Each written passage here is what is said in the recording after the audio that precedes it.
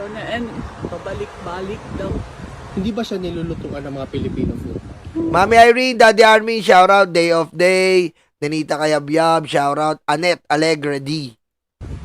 Jovi. No. So whatever lang. Yeah, then at least he said that he is no longer taking any meds.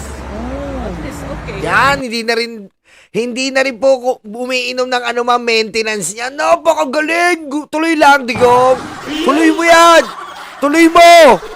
Yan po, napakaganda po balita natin yan. Mukhang hindi na po tayo aabot na September. Mukhang matutuluyan po.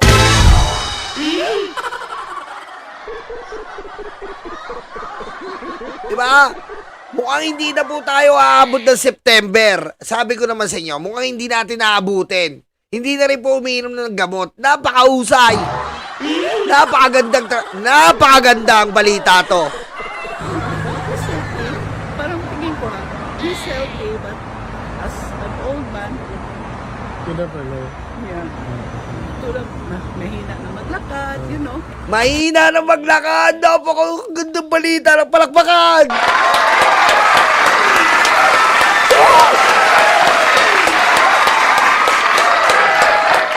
Ang sarap sa pakiramdam. Mahina na maglakad. Napakagaling. Oh! Oh! Mahina na maglakad. Konting pagtsatsaga na lang po, mga libag. Mga karayuma. Konti na lang to. Kapit lang. Mahina na maglakad. Kapit lang. Mahina na maglakad. Kapit lang po, ha. Kapit lang. Mahina na maglakad. Hindi na umiinom ng gamot. Hindi na kumakain. Napakasarap na update. Patayin mo si BBM? No joke.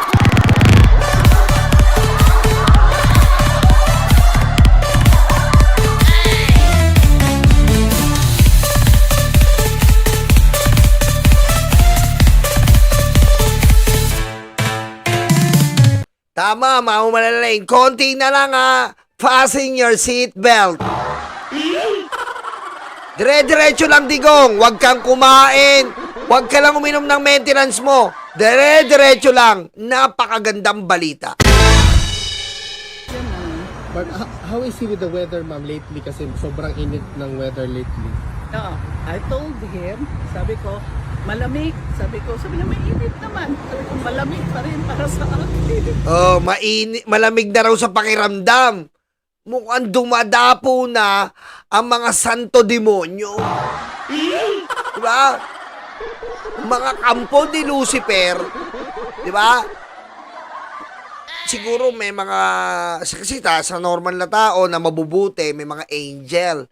Ito po, mga kampo ni Lucifer, medyo inaakbayan-akbayan na. Sinusukatan na. Diba? Sinusukatan na yan. Pare, malapit na to. Dalawa yan, pinadala ni Lucifer eh. Pare, mukhang malapit na to. O nga, pre, hindi na ako makain. Tuloy niya lang yan, tuloy niya lang. Sabi nung isa. Nag-usap yan eh, si Lucy, tsaka si Per. Hoy, Lucy, pare, hindi na ako makain yan. O nga, pre, o nga, Per, hindi na ako makain. Konti lang, pre. Tapos to, pre. Tapos to. Hindi na abot to ng isang buwan. O nga, pre. Feeling ko, linggo na lang to.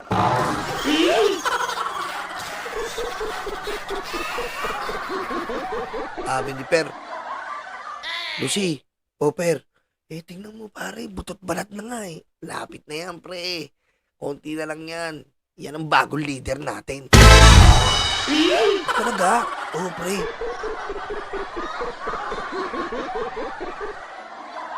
Yan ang bagong leader natin, pre.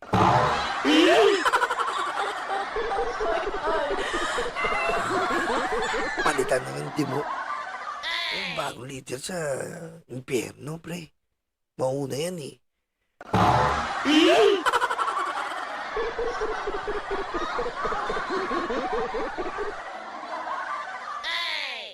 Ang tawag natin dyan, leader ng grupo natin, NPA, New Purgatory Army. Talaga.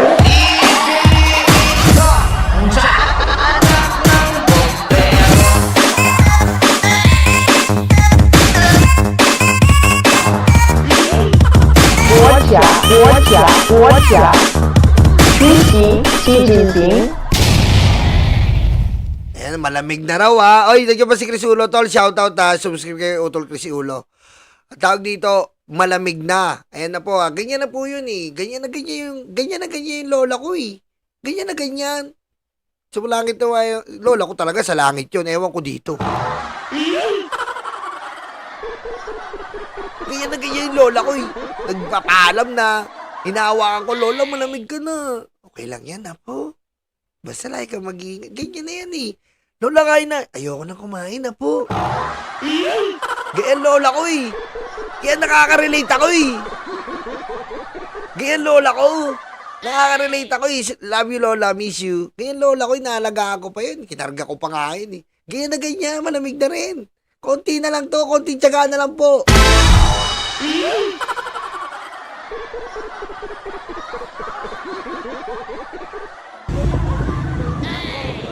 Sabi kasi matanda ka na. Yun ang sabi. Pero mag-exercise naman si President. Hindi na rin nag-exercise. Tuloy lang. Yan ang gusto ko. Hindi na rin po nag-exercise. Magandang senyalis talaga to.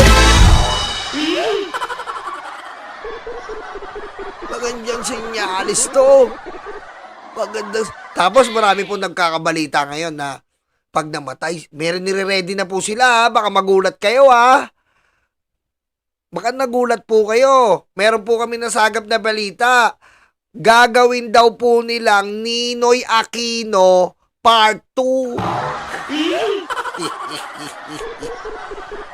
Sinasabi ko na sa inyo pinaghahandaan na po ng mga DDS. Ayoko na lang po sabihin kung sino. Pinaghahandaan na po nila talaga ang kamatayan ni Digong. Itong sinasabi natin, mas malala pa yung ginagawa nila. Nakahanda na po ang propaganda nila in case mamatay si Digong.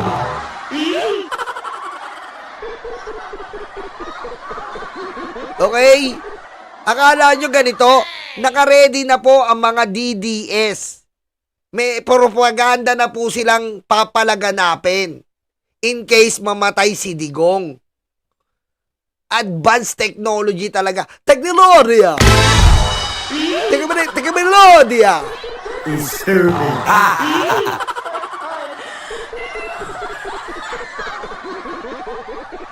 Ang gagawin daw po nila ay parang gagawing Ninoy Aquino Part 2. Na ito raw po ang magiging senyales at inaantay-antay nila talaga dahil yan daw po ang magiging senyales na pagbababa talaga. Yan na daw po ang mitya na mauupo si Sara at bababa talaga si BBM. Lalaganap daw po ang mga DDS sa kalsada, pupunuin nila ang kalsada para maging Ninoy Aquino Part 2.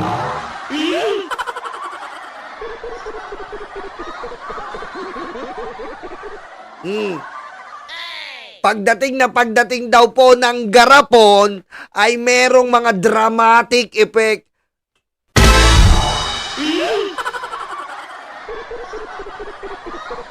Diba? Ganyan po ang natutulugan natin at nababalitaan. Nakakadiri po talaga. Nakakasuka.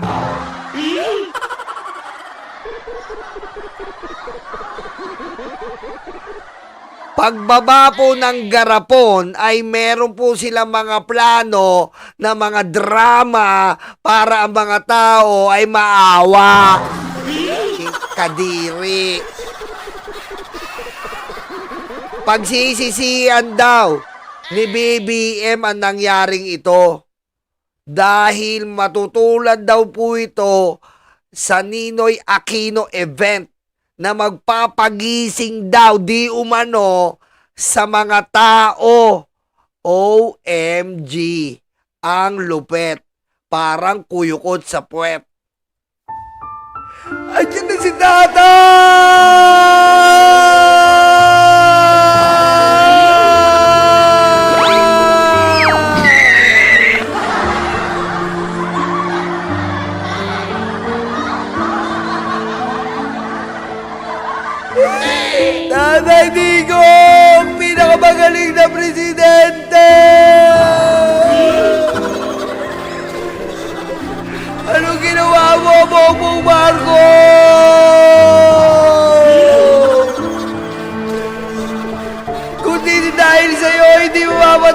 Tatay Digo!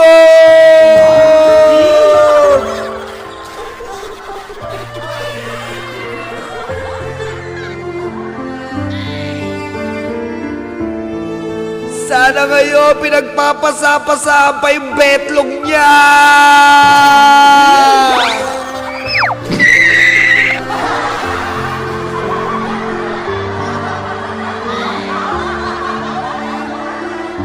Ngayon, garapon na lang siya! Garapon! Garapon!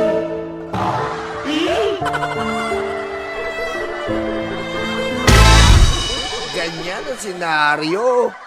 Ganyan po ang namin, natutunugan namin ngayon. Nakakadiri po. Meron na silang script. Kaya mag-ready-ready kayo. Alam nyo naman tayo dito, advance tayo eh. Grabe, nakakadiri po. Biglang babanat daw yung anak. Dahil sa'yo, nawalan tayo ng presidenteng nagpaganda sa Pilipinas.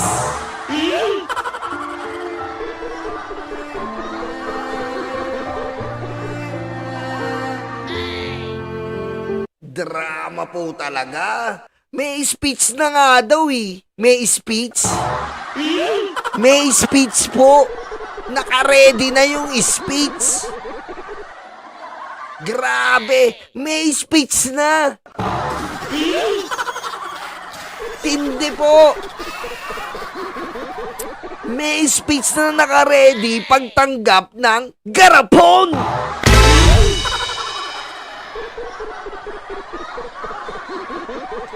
Anong klase to? Kala yata ng mga to, tanga-tanga talaga ang Pilipino. Speech! May speech! Lupet! Kadiri!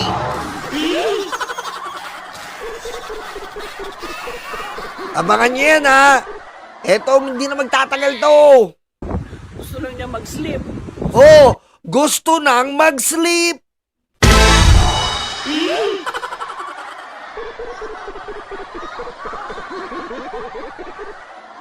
Oh, gusto na daw po mag-sleep forever. Pagkainin sa CBN, no joke.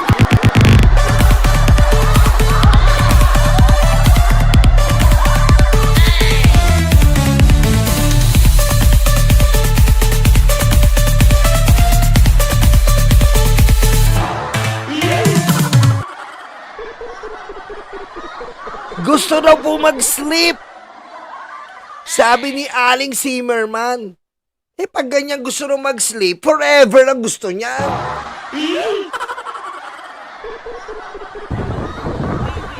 Yan, after daw the TV, sleep na naman daw siya. Oo. Yun lang. Yun ang galing. At saka nagbabasa naman siya ng libro, ma'am. Oh, yeah. Mabasa din. Pero not so much. Gusto niya yung TV. She was asking about how is Davao. Nagbabasa po ng libro. Totoo po yun. Ang binabasa niyong libro ay Kama Sutra.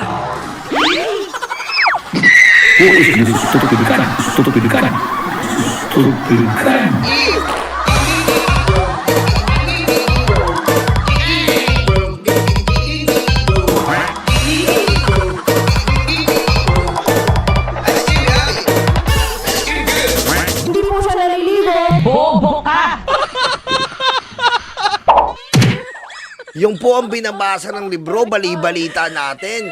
Kama Sutra. Talagang kinakabisado po ang bawat posisyon.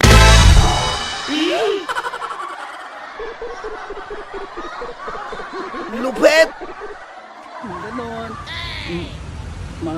Okay ba daw si Basti sa kanyang kwan because he is the mas acting mayor, diba? So, sabi ko, okay naman, there's no problem. Sabi ko, when your grandson is also the vice mayor, sabi ko, then the other one is the congressman, the second district. So, and he also asked me, with the Hugpong daw. One. Sabi ko, yes. Most of them are from Hugpong. Sabi ko, ganun. Ayun, that's it. Ma'am, meron bang message si PRRD para sa mga kababayan natin? Yes. He said, you go home. Oh. Oh, yan, pinapauwi na. You go home, pinapauwi na kayo. Kasi nga, uuwi na rin siya. 'Di ba? Kumbaga, ito na ay ang final curtain. And to it all, when there was now, I ate it up and spit it out. The record show I took the blood and did it my way. Diba? Pinapauwi na mga libang mga rayuma. Yan ay sinyalis na po. Sinyalis na po yan ng pamamaalam. Lumilipas ang panahon, kabiyak ng ating gunita, ang mga puno't halaman, butot, balat, sidigong niya. Yan yun. Sinyalis na yan, mga libang mga rayuma. Sinyalis na ng pagkamatay. So exciting! You go home. Thank you for your support. Ako rin, nagpapasalamat din sa inyo for your support. I am here also for my support. Sabi niya, mahal ang pasahe. Umuwi ka na. Sabi ko, we will be here for as long as we are needed here. Sabi ko ganun sa kanya. But, yeah, sabi niya, you go home and thank you for your support. Yun ang sabi niya. Tapos, yun lang. Sabi niya, I am okay. Sabi niya, you tell them I am okay. Ma'am, pwede pakisabi kay PRRD na hanggang sa dulo nandito yung mga Pilipino for Health? Siyempre, pang-content yan eh, di ba? Alvin, bakla! Pagaling sa BBM, no joke.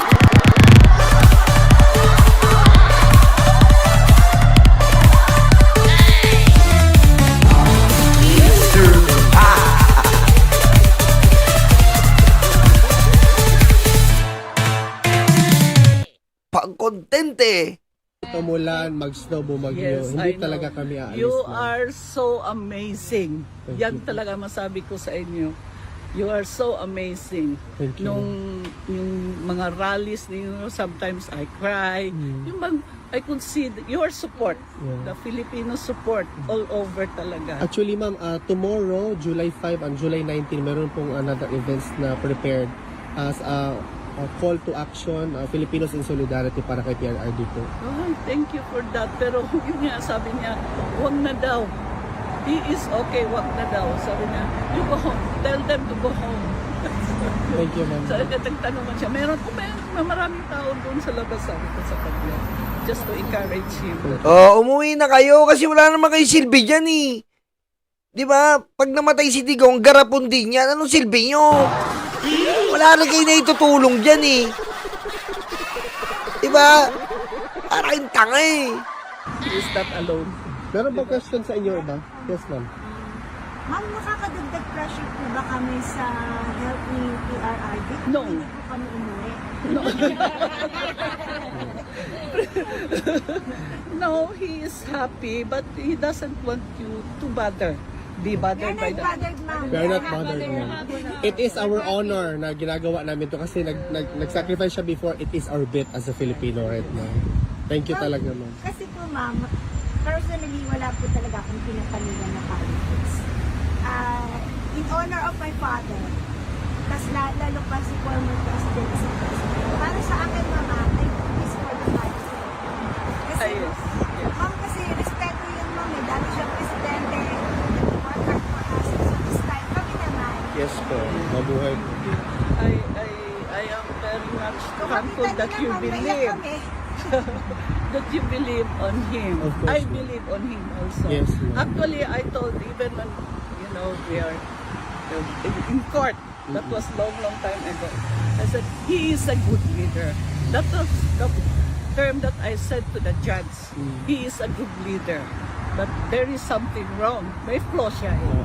So, for 25 years we got married. I think, yun ang nangyari pa sa amin na, okay, I need rest also. Parati na ako nagkakasakit, I have already my operations, So, But Ma'am Elizabeth, on behalf of all the Filipinos all over the world, we love President Duterte and the entire Duterte family. Ma'am. Kita mo, miskin si Elizabeth, inaamin niya. Palagi, sa 25 years niya, palagi siya nagkakasakit.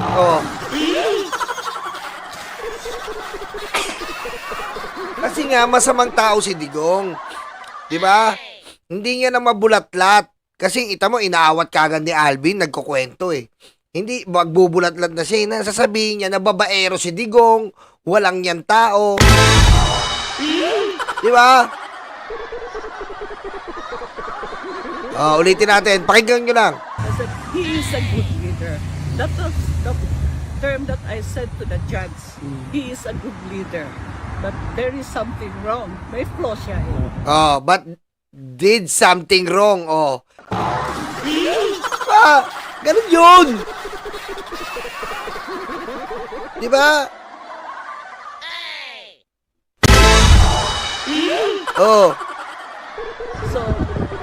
for 25 years we got married, I think, yun ang nangyari pa sa amin na, okay, I need rest also. I need rest also. Kasi nga, walang nga si Digong na asawa.